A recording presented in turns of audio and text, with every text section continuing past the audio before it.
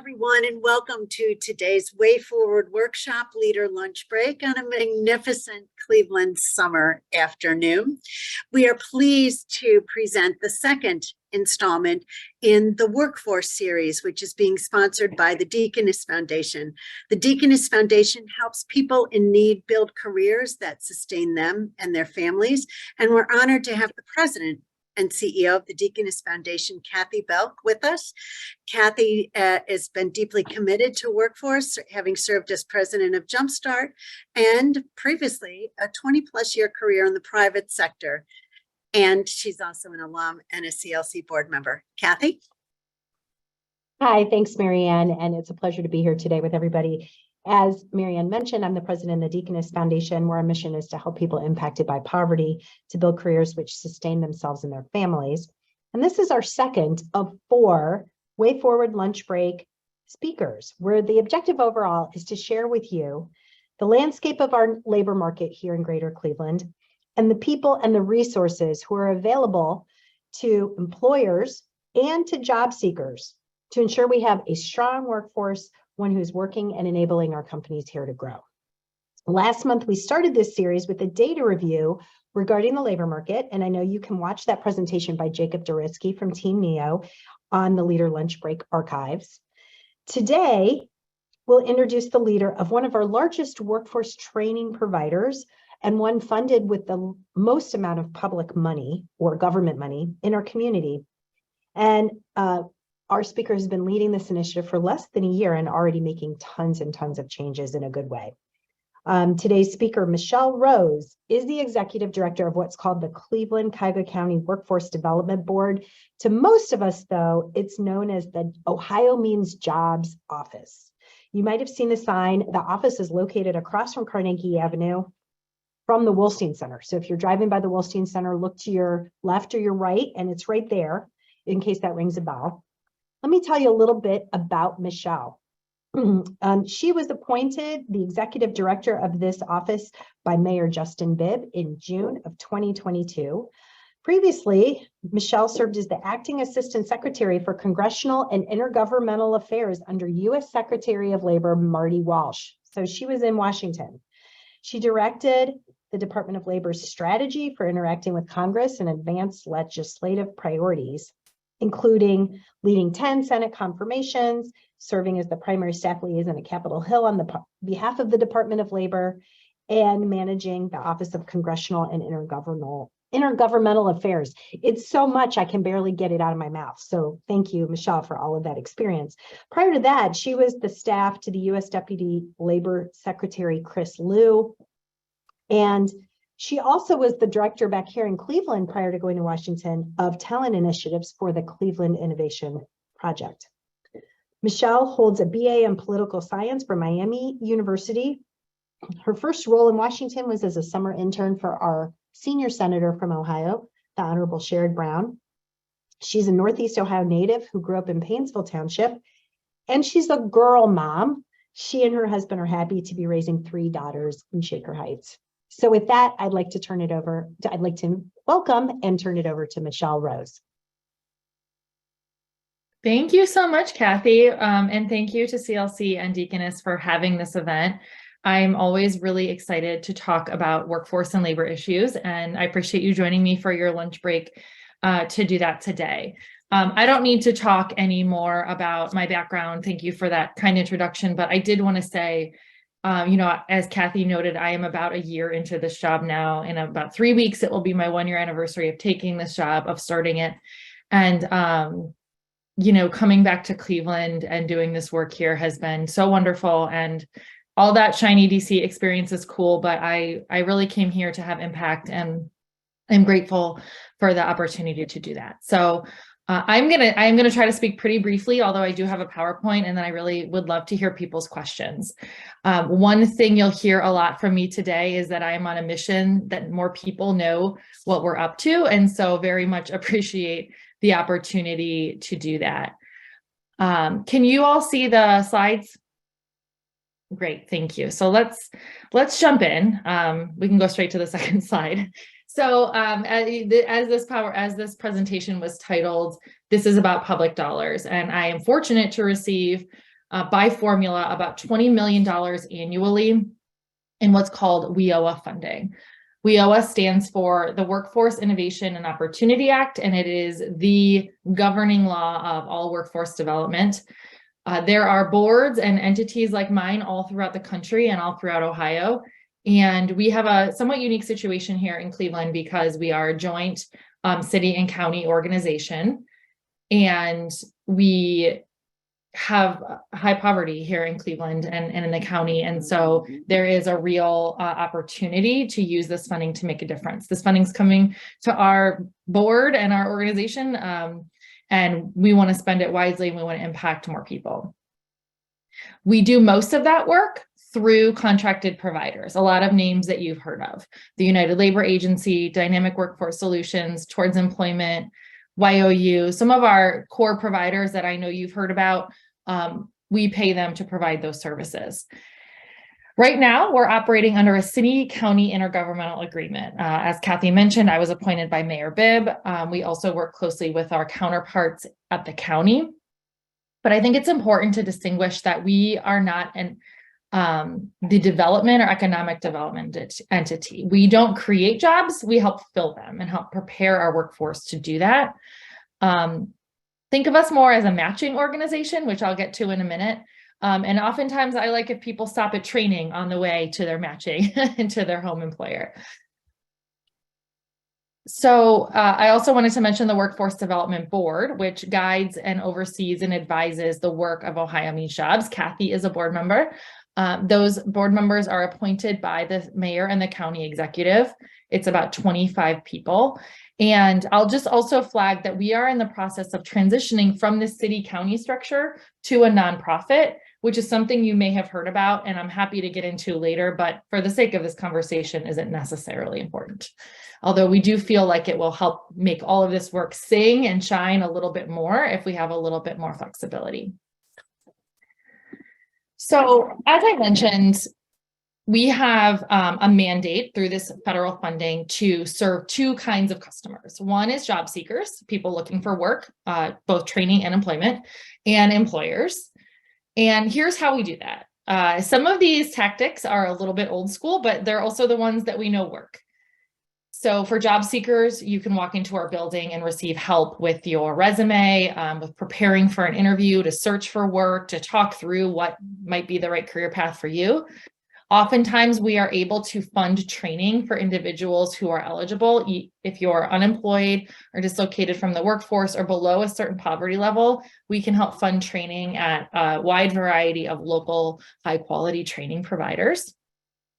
We also offer supportive services, too meager amount in my opinion, but we do help participants address some of the needs that and barriers they might face in succeeding in training or employment, such as transportation, equipment, things like that.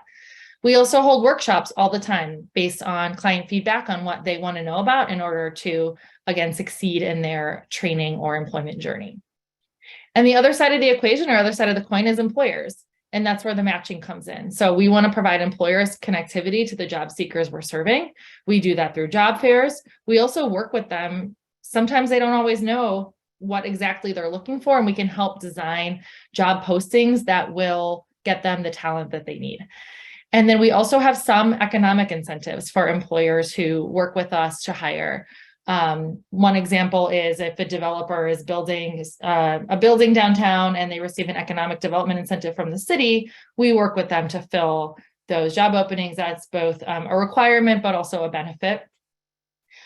We also can help employers with economic incentives to upskill their incumbent workforce or the workers that they have now, and wage growth. So there's a lot of opportunities there that in my opinion, both job seekers and employers don't always know about. So again, on a mission to get the word out about what we are up to. I'm going to spend, sorry, I'm going to go back 1 second because I wanted to say the two bridges here across job seekers and employers. One is training. So how are we funding that training and creating training programs and helping workers go into them that match what employers need? And the other bridge is around job quality. We know that right now, a lot of employers are seeking workers and they're having a hard time finding them. How can employers evolve practices or even speak differently about their practices and wages and benefits and culture to job seekers so that they can attract that talent? So those are two kind of cross-cutting things I wanted to mention, which fit right into the areas of strategic focus. So I will emphasize that this is how I spend my time, thinking about creating partnerships and infrastructure and connectivity at the systems level to do these things. One is around the sectoral and employer-driven efforts. So you've probably heard me mention a few times already that we focus on certain sectors. In our community, healthcare, tech, and manufacturing are the most in demand and have the most opportunities. So we think a lot about what are the pathways, training providers, employer buy-in to get more workers into those sectors and occupations. There's also emerging efforts in what we call built environment, which is construction, climate, infrastructure, anything about the space around us. And as you can imagine, with an influx of federal funding and a lot of local commitments, there's a lot of need for workforce in that space. I'm also proud to share we received a $10 million in the mayor's ARPA funding to help grow that sector strategy. There's also some work emerging in behavioral health and hospitality that meets what we are seeing on the ground in terms of access to those jobs. So stay tuned on those.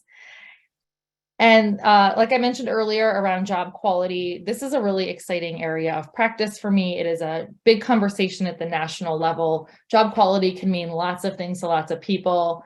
The Fund for Economic Future has done some great research on what workers say they want. As you can all imagine, and I'm sure none of you work for free, wages are the number one thing people look for, but there are lots of benefits, both health and retirement as we traditionally think of them, but also remote work and flexibility benefits that employers are craving help to understand and to offer to their workers. And then the third, I'm not going to keep repeating this. A lot of what I am doing and trying to do is around reaching more people to be a truly effective matching organization between job seekers and employers, and getting the word out that we are a high quality place to come to and receive, high quality assistance in doing that. And so I know we have a diverse group here today. And again, I want to thank you for joining me on your lunch break. And so here are some things I think are cross-cutting opportunities for collaboration between anyone on this call and Ohio Means Jobs. One, if you're an employer, come check out our business services. Like I said, we have more to offer than you may know. And we have a full team dedicated to working with employers on job postings and filling them. Two is if you know someone looking for a job, send them our way. We offer training stipends to some eligible employers and can help anyone match to available openings. I think, traditionally people think of Ohio Means Jobs, and I bet a lot of you maybe, as a place to go when you're unemployed. That's not all we do. We can help a lot of people in their career continuum search for work and talk about high quality job openings. And the third is connectivity. So as was referenced by Kathy and others, workforce is kind of a wild west. It's 1,000 flowers blooming, which is fine. There are many front doors into the system, but it's important that on the other side of the doors, we are coordinated. So I'm trying to play more of a leadership role in making sure those efforts and partners are all connected and singing from the same songbook. And so if you're aware of efforts, either employer-based or community-based, we'd love to be a part of them. And so that's my other request for you, is how we stay connected to all of these different well-intentioned and often high quality programs in the community. So I'm gonna stop the screen share there. Like I said, I've been moving a number of these rocks up the hill, and I'm really just grateful for the opportunity to serve. I believe the best way to do that is collaboratively. And so I would love to hear from you on any questions that you might have, or if you would like to begin collaborating right away, I hope you'll reach out. Michelle, thank you so much. So let's get started by talking a bit about how do individuals and organizations get started in accessing your resources? Great question. This gives me an opportunity to talk about, again, the many providers who help do our work in the community and reach people. Right now, the hottest game in town is how we are reaching more workers, particularly those who have been out of the workforce that we want back. And so providers do that on our behalf, but Ohio Means Jobs operates the Job Center at 1910 Carnegie, right across from the Wolstein Center. And anybody can walk in there and start having this conversation. We also have staff who are rotating through the community through an increasing number of public libraries. I think libraries are a great place to reach people who might be in the mood to look for work. We've learned that there are other places that people aren't in the mood to talk about work, like rec centers, for example, and gyms. People didn't want to do that. So libraries are a great intersection of people who might be interested in our services who wouldn't have made the journey downtown. So we're increasingly trying to get more places to have these conversations. And those conversations can be wide ranging. They can be anything from searching our job board to going through an intensive process to career plan and then go into training. So walk on in. We also have a website, omjcc.us, which I can put in the chat. And so you mentioned the training. How do you work with job seekers to really look at how they invest their time around that training to help them achieve the job goals they have? Yes, thanks for this great question. That conversation between my team and a job seeker is something I think about every day, how that goes and how we can influence it. Because I think there's a balance between wanting to respect and respond to someone's experience and interests and wanting to share with them what we think are the most in-demand jobs that put you on the best career path that have high quality training programs. And so that's a balance. But like I said, we tend to focus on the sectors that I mentioned earlier in healthcare, manufacturing, and tech. I want people to go into those jobs. That's where the need is. I know those are good jobs. And there are training programs that correspond to those sectors of focus. The community colleges and higher ed institutions in every community play a really important role. Tri-C is a close partner of ours in several ways. And we're also increasingly doing work in the K-12 space. Several CMSD and several school districts have been focused on career planning, similar to college planning. And so that conversation about training and what to do is highly individualized. It's very time intensive, but that's how workforce has always worked, should always work, and has to work. So as you think about job quality, how can employers look to address challenges such as transportation and childcare for their employees? Mm-hmm. So transportation is always a big one, and childcare is always a big one. And the responses to them look a little different. For transit, there are a number of things our community can do to make transportation to job sites easier. It's also highly job specific. I think we need better investments in our public transit system. And if we do that, if we make it more realistic and accessible for people to commute via public transit, that would be a win. There are also things we can do to help workers access shared mobility options or more affordable car payments, things like that. There's also a number of things employers can do to think about scheduling and fair scheduling practices in order to make transit less of an issue. Childcare is a little different to me in that there are several problem statements coming out of why childcare tends to be an issue. So even if we made all of our childcare here affordable, there still aren't enough people who work in childcare, and that's because it doesn't pay enough, and it's hard to do. It's hard work, and we don't compensate for it.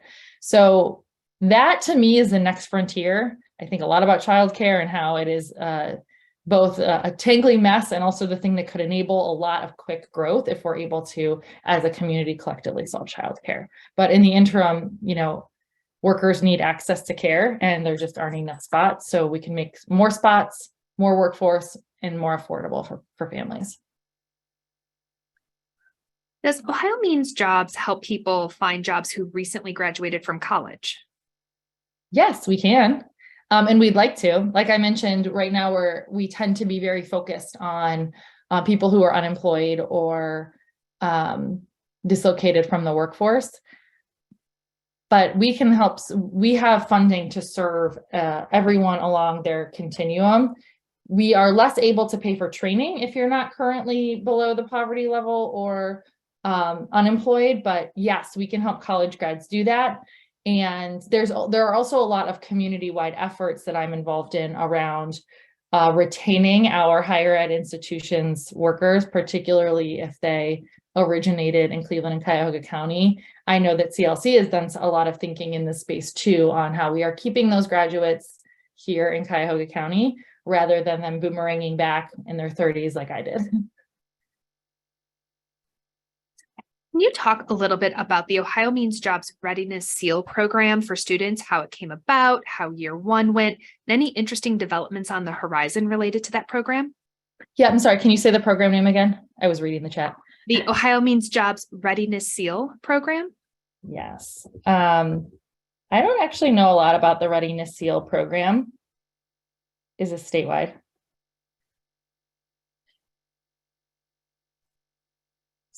Great. So we will, I will follow up with our attendee. Sure. I'm happy to follow up. Information. Wonderful. Yeah. So you mentioned a lot about the partners that I wonder if we call it something. And can you talk a little bit about how you have been working to secure alignment around your goals and bringing your partners together? Yes. So securing alignment and bringing our partners together. So one thing that is nice about having $20 million in an annual budget and $10 million in additional ARPA funding for built environment is people really get collaborative when they see millions of dollars on the table. And I have found really, as someone sort of newish to Cleveland, that people really do want to collaborate across the ecosystem, that most providers, both outreach and training providers and educational institutions have the same eyes on the prize that we do around serving people and helping them get into a good career pathway.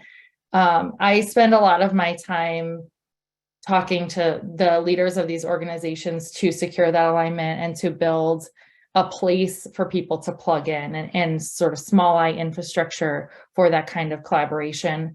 And what that means is I spent an incredible amount of my time in the first year as sort of on external meetings on not just reinvigorating our organization, but reinvigorating OMJ's place in the training ecosystem. And so just a lot of meetings and a lot of outreach and sort of understanding who's doing what.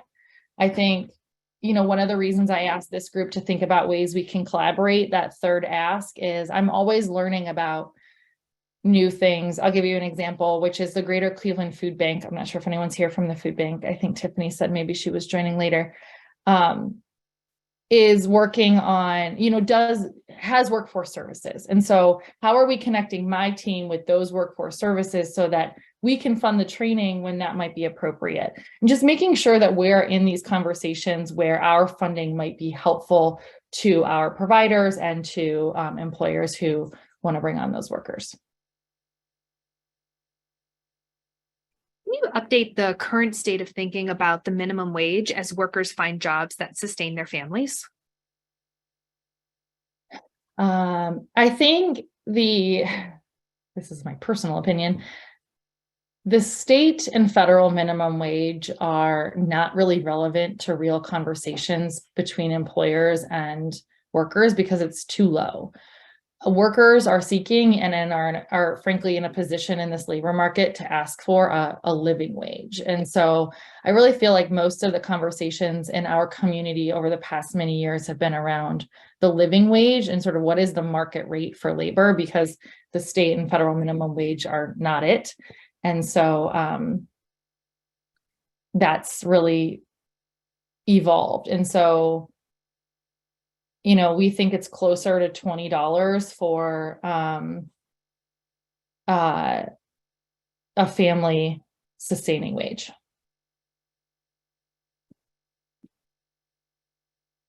So Michelle, as you reflect on, the past less than a year of coming into this role. What has been some of your biggest lessons learned and surprises along the way?